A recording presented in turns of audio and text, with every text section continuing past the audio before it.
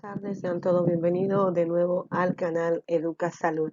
Antes de iniciar y dar a conocer el tema, le invito a que se suscriba a mi canal, denle la campanita para que así reciban notificaciones cada vez que la teacher Celia sube nuevos contenidos de la clase en español. Asimismo, le invito a que se mantengan ahí atentos y así puedan aprender sobre nuevos contenidos que estamos trabajando en el día de hoy. Y en el día de hoy vamos a conocer las figuras literarias del uso común en el entremés, es decir, cuáles figuras literarias utilizaban los representantes de este arte menor de piezas cortas teatral, en la cual buscaban ridiculizar de forma irónica, llevar a la luz situaciones que presentaban las cortes y de esa forma buscaban ridiculizar a través de los teatros, que era la única forma que tenían en la época del siglo, representar y llevar a la luz todas las quejas y situaciones que vivían.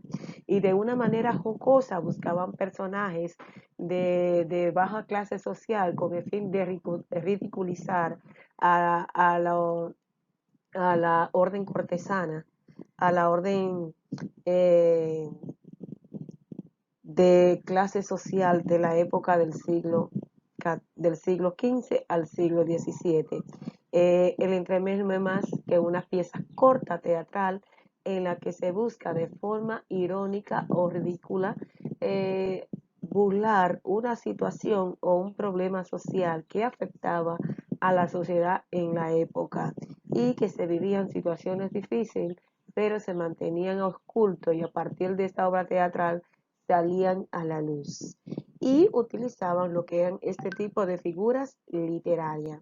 Las figuras literarias o recursos literarios no son más que aquellos recursos que son técnicas utilizadas por los autores en el texto literario o narrativo con el fin de hacer que los lectores se involucraran en los sentimientos y pudieran interpretar el mensaje a partir de las diferentes formas que ellos utilizaban para transmitir su mensaje, así como dar a conocer su agonía, sentimiento y vivir en el momento actual. Y utilizaban lo que eran figuras, que era la que le llevaba a que los lectores interpretaran en pocas palabras lo que ellos querían dejar dicho en sí. Dentro de estas figuras que vamos a conocer en el día de hoy está lo que es la ironía. Cuando hablamos de ironía, nos estamos refiriendo a un concepto en el cual se busca ridiculizar, hacer una burla a alguien con el fin de una forma indirecta, sin expresarla, de una forma explícita, sin expresarla claramente qué era lo que le estaba reflejando, pero a partir de la ironía que utilizaba el emisor, el receptor, podía interpretar qué era lo que se le quería, el mensaje que se le quería transmitir. La ironía es una forma de dar a entender algo expresando lo contrario de lo que se quiere decir o se piensa. La palabra de ironía proviene del griego ironía, que significa disimulo o ignorancia fingida, que era una forma de fingir lo que tú sabías o lo quería decir y de manera irónica le hacía entender a la persona que tú estabas de acuerdo, pero sí, es decir, una forma a lo que nosotros llamamos a las personas chismosas en sí, en nuestro diario vivir en República Dominicana. Podemos ver aquí un ejemplo cuando decimos, no colaborando en nada, siéntate, no te vayas a cansar de tanto ayudar. Con esto le estamos enseñando a las personas que no es un haragán, que no hace nada y sin embargo se siente cansado. Y también otra forma de hacerle una ironía cuando llegamos al trabajo tarde, dice, siempre nos reciben los jefes con una media sonrisa, wow, qué lindo, siempre llegando tan puntual. Entonces ya es una forma irónica en la cual nos está expresando de que estamos llegando muy tarde, que debemos mejorar la llegada. Y esa es la forma irónica de lo que se utilizaba en la época del siglo XIV al siglo XVII, donde se reflejaba a partir de las piezas teatrales esa ironía en la cual quería dejar un mensaje al pueblo.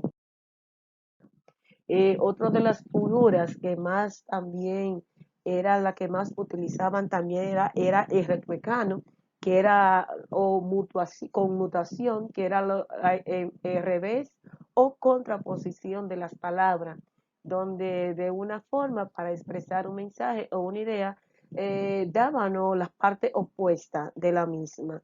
Esta palabra retrocuano pertenece a lo que son los grupos de las figuras de la dicción estimológicamente procedente de dos palabras, en la cual la palabra red proviene de volver a y trocar, que significaba cambiar. Es decir, hacía un entrevés o un revés de las cosas cuando querían expresar el mensaje.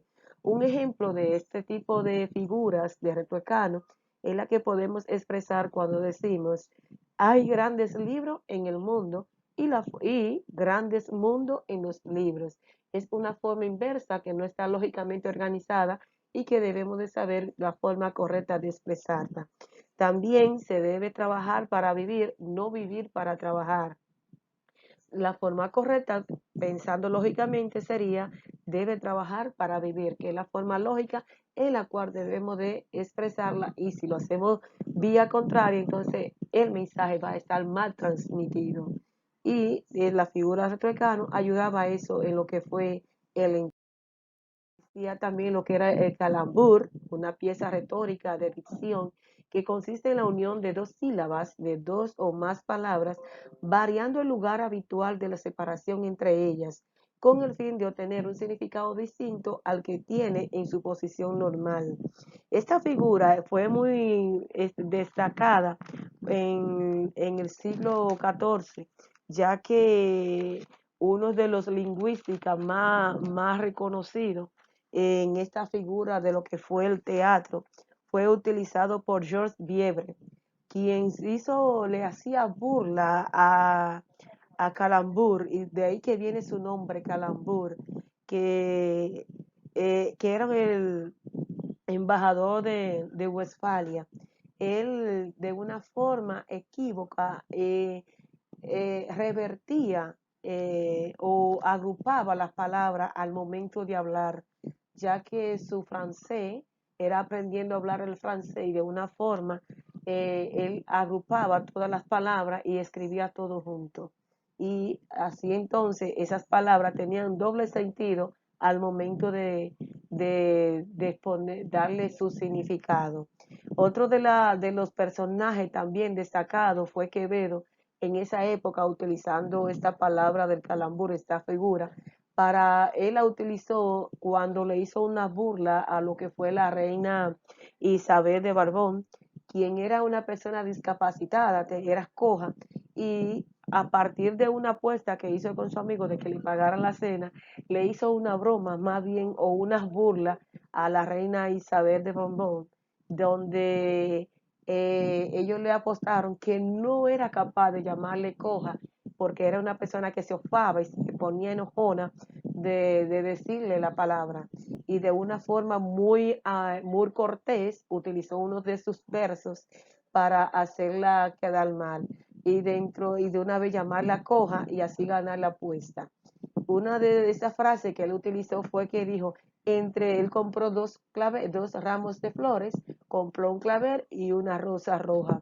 Y luego en el parque se fue y le hizo las cortes y le mostró unas manos con la rosa y una el clavel. Y luego le dice, entre el clavel blanco y la rosa roja, su majestad escoja. Con esto le quiso decir que entre el clavel y la rosa roja, la majestad era una persona coja.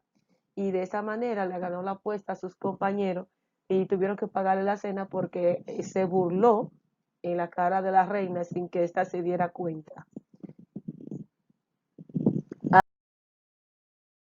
Figura del apóstrofe, que era una figura retórica que consistía en interrumpir brevemente el discurso para invocar o con vehemencia a seres reales o imaginarios. Generalmente suelen emplear un tono potético.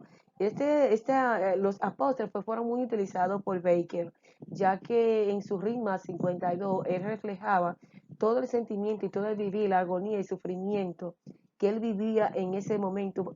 Ve que fue una persona muy tormentada y razón que lo llevó a quitarse la vida. Eh, vamos a leer uno de sus poemas que decía: olas gigantes que os rompéis bramando, llévame con vosotras.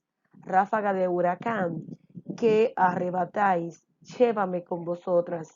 Nube de tempestad que rompe el rayo, llévame con vosotras. Aquí él les pedía los elementos naturales para que le quitara la vida, porque de su sufrimiento y agonía que él estaba viviendo. Cuenta la historia que se enamoró de la esposa de su padre, y ese sufrimiento y esa agonía, ese dolor que él vivió por el amor no correspondido, eh, entonces eso lo reflejaba en cada uno de sus versos. Y aquí él le pedía que su vida, los elementos se la llevaran para dejar de existir. Existía en el entremés la metáfora, que era aquel tipo de tropos o figuras retóricas en la que se traslada un significado de un concepto a otro, estableciendo una relación de semejanza o analogía entre ambos términos. Es decir, que se podía tomar un concepto real con uno imaginario, donde se hacía una comparación. Un ejemplo de esto se puede decir perlas sudientes, que aquí podía decirles perlas a los dientes porque eran tan blancos como las perlas, y ahí se daba una semejanza de similitud entre dos objetos, pero aunque tuvieran diferentes conceptos, pero se semejaban en el color. Asimismo, no menos importante, estaba lo que era la analogía. Ya acordando de las clases pasadas cuando hablábamos de los tipos de argumentos de analogía, en la que era una relación de semejanza que se establece entre dos cosas distintas. Es una herramienta que toma como característica y que es presente en un elemento y observa que esta característica es compartida por las otras igual, donde comparamos dos elementos con características diferentes pero con gran similitudes. Un ejemplo que yo podía decir es, Madrid es para España, lo que París es para Francia. Aunque son dos continentes diferentes, dos países diferentes, tienen una gran similitud porque están hablando de su capital. Entonces, asimismo, la analogía es muy utilizada en lo que son los argumentos, donde se pueden deducir ideas contraargumentarias o no contraargumentarias y analogía de autoridad, donde se busca dar a conocer ideas planteadas o argumentos referenciales que lleven a una lógica, pero de iguales similitudes en el proceso y concordancia de relación. También no, máxima, una de las figuras que también fueron una de las que más se utilizaron en esta época fue la figura de la alegoría, que era una figura retórica que consistía en una sucesión de metáforas que juntas evocan una idea compleja. La alegoría pertenece al grupo de las figuras de los tropos. Etimológicamente provienen del griego ayegorein, y que significaba hablar figuradamente. Aquí se podía utilizar de una forma metafórica lo que yo quería expresarle, y los autores, los escritores utilizan tanto la alegoría como la metáfora para representar la idea que ellos quieren dejar dicho al lector o receptor a quien lee su obra, tanto narrativa como los géneros de la poesía. Y esto se usa más en lo que son la poesía, aunque aparece en el cuento y la novela. Este tipo de figuras literarias se destacan más en lo que son los versos, en los poemas. El Asimerón, que es una figura, otras de las figuras lógicas, que consiste en usar dos conceptos de significado opuesto en una sola expresión, que genera un tercer concepto, dando que el sentido literal de homocirón es opuesto o absurdo. Aquí podemos ver dos conceptos puestos cuando yo digo hielo abrasador. son dos conceptos opuestos. Pero ¿qué pasa? Que al juntarlo pueden formar otro concepto. Cuando yo digo hielo abrasador, me está diciendo un frío que hiela el alma, un frío que mata la muerte. Si nos vamos, entonces ahí genera otro concepto opuesto a lo que quiere dejar dicho. El epíteto, otra de las figuras muy comunes, muy utilizada en lo que es la literatura, ya que es muy parecida a los adjetivos calificativos, ya que califican y le dan una cualidad al sustantivo sin que éste tenga o varíe su estado normal. Y por eso consiste en darle una introducción a cierta forma innecesaria de las cosas, ya que básicamente nombran una cualidad adherente al sujeto sin que éste tenga ninguna variación. Puedo decir cielo azul, dulce azúcar, cálido sol. Aquí vemos que no pierden esa cualidad y que esas son las cualidades que no sufren ninguna mutuación en las figuras, ni el cambio ni la cualidad varían en lo que es el sustantivo. Y hasta aquí ha sido una clase, aprendido un poquito más de lo que fue las figuras más comunes utilizadas en la época del siglo XIV en el entremés. Muchas gracias. No olvide suscribirse al canal. Por favor, déjenme sus comentarios, denle like y así yo saber qué debo mejorar cada día y cómo le puedo ayudar en lo que es las clases de español con la teacher Celia. Que Dios me lo cuide y me lo ampare. Hasta la próxima. Bye bye.